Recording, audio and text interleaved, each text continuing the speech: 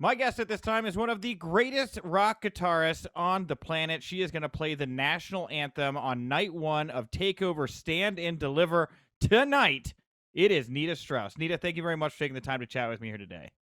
Thank you so much for having me on. I'm so excited. Yeah, well, we're excited. Nita, I think it's so badass that you are talking to me, that you are continuing to be a part of pro wrestling. You are such a great force. How did this latest opportunity with you at NXT come about here? It's been such a whirlwind all this time with WWE, and I think this time definitely is no exception. It was, everything was kind of last minute, and they offered me this opportunity to come and kick off WrestleMania week. And I mean, it's been so long since I got to play in front of anybody, much less an amazing event like this. So I was just so excited to get the call. Yeah, for sure. And I mean, like the national anthem, and especially like the national anthem at like a WWE WrestleMania type event here, that's a big deal. Do you feel any added pressure here coming out, having to deliver that particular song? I mean, the song in and of itself, it takes some reverence to do it. I have done it a lot, so it gives me all that confidence there. I do it for the Rams. I've done it for lots of sports events and stuff before. So, but there's definitely always like a little bit of added pressure. You don't want to miss a note in that song. So, Yeah. there's if I do better than the DX band, I think I'll be okay. Okay. Hey, the DX band they rocked, all right? They always rocked. They always rocked. I'm just trying to get one step above that. I don't know. That's right. I mean, you might be there right now. I mean, you've certainly got the business. So wait, you brought up the guitar player for the LA Rams stuff. Real quickly, we can get back to the NXT stuff. So yeah, how does that compare to like the world of pro wrestling? I mean, there's high caliber athletes there. There's all this pomp and circumstance. How does that compare to the experience you get to perform at WWE? Well, I can't speak too much to a normal Rams experience because I've only really been their guitar player in a pandemic. I have played a couple of their games at their old stadium at the Coliseum. I got to play the Sunday Night Football theme for them, and I got to play America the Beautiful. And I feel like, sports fans are so much like rock fans. I feel so at home in the sports world because it's the best fans in the world, so loyal, so enthusiastic, so psyched to be there. Rock fans are amazing, but can be real judgy. Like if you're not the original guitar player in the band, or if you're not playing a song that they wanted to hear or anything like that, sometimes rock fans can give you a hard time. And sports fans, I feel like, are just there for the experience of it. And they'll give the teams a hard time, but the musicians at the sports games, we get off really, really easy. So it's a lot of fun. So kind of back to the NXT stuff. So Triple H, right? Like he seems to be the link here between all the rock musicians and the product. What's your relationship like with Triple H? He has been such an incredible force of nature to have in our corner. Yeah. I mean, to get a text, my boyfriend Josh will get a text from time to time from him when I do something. He'll say, "Hey, I saw Nita on the cover of this magazine," or something like that. And what an honor for us as fans just to even have the number, like much less get the text from him saying, "Hey, I want to tweet this. Like, can you send me this picture of Nita on the cover of Guitar World? I want to tweet it," something like that. So it's been an absolute privilege working with him. I can't wait to do it again this week. Yeah, and what does he have any hidden musical talents? That was something I was thinking about. Is he like a secretly like pretty decent guitarist or something like that? In my head, I imagine that he at some point is just going to bust out like and get on stage with like me or one of the musical artists and just rip into an amazing solo or something, but I have not seen it happen yet. Okay. Yet. Okay, because like that's the thing is like I know you get asked all the time, "Oh, are you gonna ever step into a ring or something?" It's like, well, let's flip it here. When are those guys gonna step into your world, right? When do we I would like to know. Right? I sort of imagine him as maybe a drummer, and he's got those big hands. It'd be tough. The guitar looks small on him. Oh yeah. Well, I mean, Hulk Hogan, he infamously was like a bass player, and that always looked kind True. of Yeah. silly. True. Yeah. I was talking to Big Show about that when I played at Mania, and he held his hand up to mine. I've got a great picture of our hands next to each other because I mean, I've got pretty normal size hands, kind of long fingers for a girl. And you put my hand next to Paul's hand, it just looks like that. Like really just like, like tiny little, like I just look like a Barbie hand next to his hand. And he told me, and I don't know how family friendly your show is, but he said in a non-family friendly way to describe his fingers as digits that couldn't be used to play a guitar, let's say. Oh, got it. Okay. Well, you know what they say about a guy with big fingers, right?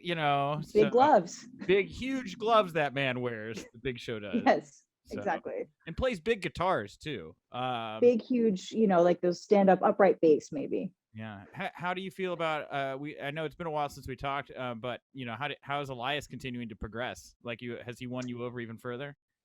I haven't gotten to see as much as I'd like recently. I've been working on my next record and just kind of like all consuming. Like I get in this really artistic frame of mind where I'm not doing a whole lot of other stuff. Sure. So now I've been like kind of needing to binge everything that's going on. I didn't know I was going to be here until a few days ago. So like I'm like, oh God, I got to catch up on what's going on in the world ahead of Mania. Sure. Yeah. Cause you could be doing press promoting it and then like people, ask you about it, which is ask me important things like Elias's guitar playing prowess. I know. Yeah. While we kind of pivoted into there, the second album, what can fans expect? That's very exciting here. I am so excited about it too. And the big departure is I'm actually going to have some guest vocalists on this one. That's something I didn't do previously. I just wanted to sort of make a stand as an instrumental guitar player. And this time around, I kind of want to show what I can do as a songwriter as well. So there's going to be a couple songs that are more traditional, hard rock songs that have guest vocalists on it that I'm really excited about. That's awesome. You don't want to spoil any names. You don't want to say who some of these artists are? I cannot say just yet, but I will say that one that I have confirmed is one of my favorite female singers out there on the scene right now.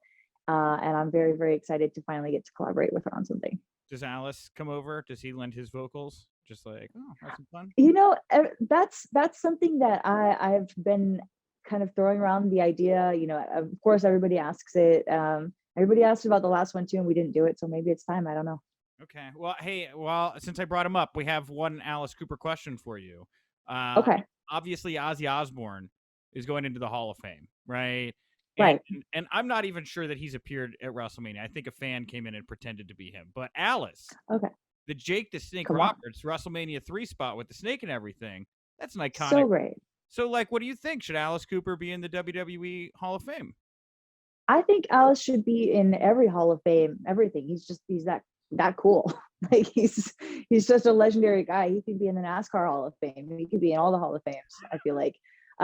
Maybe in all seriousness, I don't know. I did look it up because I wasn't aware of all the stuff that Ozzy had done hosting Raws and these different things. True. I actually didn't know, so I thought Ozzy, like I was like you, I was like, did he do a WrestleMania? So I don't know, maybe we need to get Coop on to, we do have a touring snake, Julius Squeezer, who could come on with Alice and make an appearance at a Raw, and then maybe he can do a couple more things to get in the Hall of Fame. Wait. So the snake, I'm imagining some kind of big boa, right? This thing's yes. Mm-hmm. What was the name of it again? Julius Squeezer, yes. That's a fantastic name for a snake. That's so great. Yes, and his predecessor, Boa Derek. Oh man, okay. Yes, those are great. These are very good snake names. Always with the dad jokes, Coop. You mentioned your boyfriend Josh earlier. I read that he helped you initially kind of get in touch with WWE. You want to tell me a little bit about how that he may have played a role in helping you guys get in touch, or am I misreading this here? No, you're absolutely right. So Josh is actually the one that first sparked my love of wrestling. He's my boyfriend. He's also my manager. So he was just sort of introducing me to the world of pro wrestling. I grew up not watching TV, so I was completely green to everything and anything. Like to me, Macho Man was the Slim Jim guy, and that was really it. Like I didn't know anything at all. I didn't start watching TV until I was in my probably late teens. So he was the one that introduced me to pro wrestling when we started dating. And then he's got this amazing mind where he's always sort of like seeing interesting things that I can do that aren't normal things that musicians do, like the normal musician things. You go on a tour, you write an album, like you do all these things. And it's sort of his creative genius that goes, hey, maybe you should, work with an NFL team. maybe it would be cool playing something with WrestleMania. Maybe it would be cool, doing a fitness challenge. We do a fitness challenge called Body Shred, and that's aimed at getting the rock and metal community more into health and fitness. And those are the kind of things it's amazing to have a brain like that around. So one of the things that he really saw strongly was, he's like, I think you would be amazing doing an entrance at WrestleMania with WWE. And he was the one that just sort of set that in motion and made it happen. Wow. And that was the Shinsuke entrance at WrestleMania 34. Did I get that right? Yes, WrestleMania 34, exactly. Man, that had to be so cool. Just like Shinsuke's already got a real badass song anyway, but I mean, go out there and do that for all those fans. I mean, how does that compare to like any other stadium show you have when you get to do something like that? Oh, it was the coolest, and I had no idea what to expect. And like I said before, wrestling fans are just like, they're so receptive to musicians. And I know wrestling fans, just like rock fans, rock fans are hard on their favorite bands, wrestling fans are hard on their favorite wrestlers. But like for us as musicians to sort of step into your world, to step into the pro wrestling world and be a part of creating that fun, that loud experience, like it's so much fun for all of us as artists to get to be a part of that. And I have loved every experience working with WWE. And in particular, I was. What about Evolution 2 or Evolution? I know that you had a chance to be a part of that, and that was. We haven't had another one yet. A lot of fans are kind of clamoring for another Evolution event. That would be really kind of cool. Yeah. How was that for you, getting to share that moment with all the women in the WWE roster? I mean, it was amazing. I feel like Evolution was a victory for so many women in so many industries, even those of us that aren't pro wrestlers. Because there are women all over the world, whether it's female musicians like myself, or bankers, or race car drivers, or anybody that's sort of in a neurosurgeon, that's sort of in a boy's job. And to get to see these incredible, beautiful, strong athletes like going out there and just having a night to themselves to showcase what they could do. I mean, I would have been so excited to watch it as a fan, much less get to perform, and getting to do it with Lizzie was just the icing on the cake. She's so amazing, and she's made such great strides for what women do in my industry. So, and it was cool. And then I did get to watch the rest of it as a fan. Like I was on the side watching the entire event, afterward. I didn't walk around. I did like 15 minutes of press, and then I watched the whole thing. I was just so happy to be there. That's wild to me that like you didn't even like know what pro wrestling was until your late teens or like early 20s or whatever. Like, that's until my 30s. Into your 30s, you didn't even know what pro wrestling was into your 30s. Wow. No, not at all. No, and I now feel like I was totally missing out, like completely missing out. Yeah. So like the first time you see pro wrestling, your boyfriend shows this to you, like what was your reaction to that? Did you immediately love it, or were you like, this is a weird thing? What am I watching right now? Like, I don't know. Yeah. So I had a weird first introduction, and the first wrestling match that I watched was, we had just started dating and he wanted to watch WrestleMania, and it happened to be I guess it would have been 2015 or 16, and it was in San Francisco at Levi Stadium, and it was sort of broad daylight out, and Sting came back, and like him and all of our friends that were there watching that were huge wrestling fans we're all excited that Sting was coming out, but it was like 6 o'clock and the sun was up, and I didn't get it at all. Like like I was just like, what is the deal? Like, what is everybody so like? So I wasn't overly impressed by my first wrestling, my first WrestleMania. But then Josh said to me, well, look, that's not a good first thing. Like, you need to, if you really want to understand, like, let's show you some real stuff. So he put on the Monday Night Wars special on the network. Okay. And watching that sort of I think it was 8 parts in the series of, sort of the WCW, WWF, like, the incredible, the Attitude Era and everything that was going on at the time. By the end of that series, I was like, I get it now. I completely get it now. And then from then on, I was hooked. And now you're one of us, Nita, right? No, I'm in finally. Part of the flock. I know. What do you think about Poppy? She's another artist like yourself that has found a home at NXT. It's really cool. Poppy and I are on the same label, Sumerian Records, and now Ash Costello, also not on Sumerian, but another awesome female metalhead chick. She's singing Rhea. She does Rhea Ripley's theme, and she's performing it at Mania. So, it's sort of like the invasion of all of us sort of rock girls. We all know each other. We're all friends from LA, and like for the three of us to go out there and kick ass this week is going to be a lot of fun. I didn't even think about it. It is all female rockers this year. I don't think there's any dudes that were invited to the party this time around.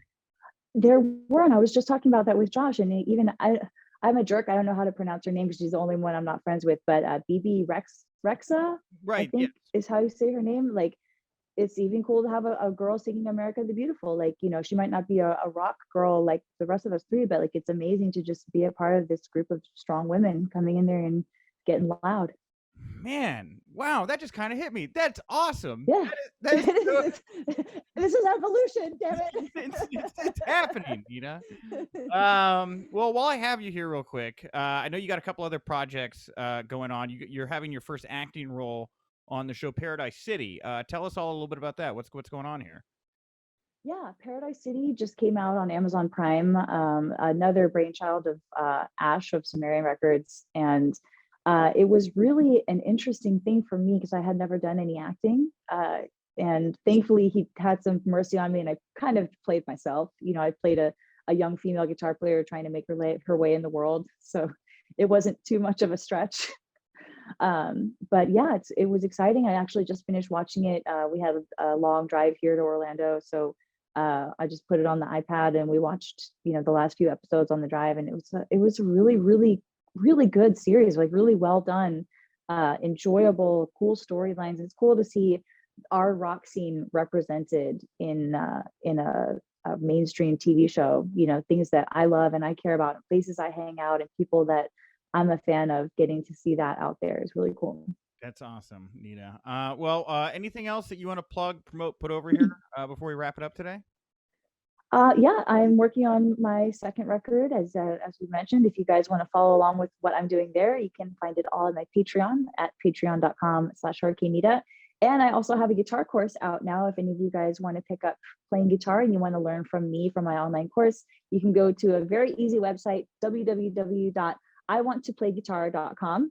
And I'm doing a special for Mania Week. If you use the code TAKEOVER, it will give you $20 off the whole course for life.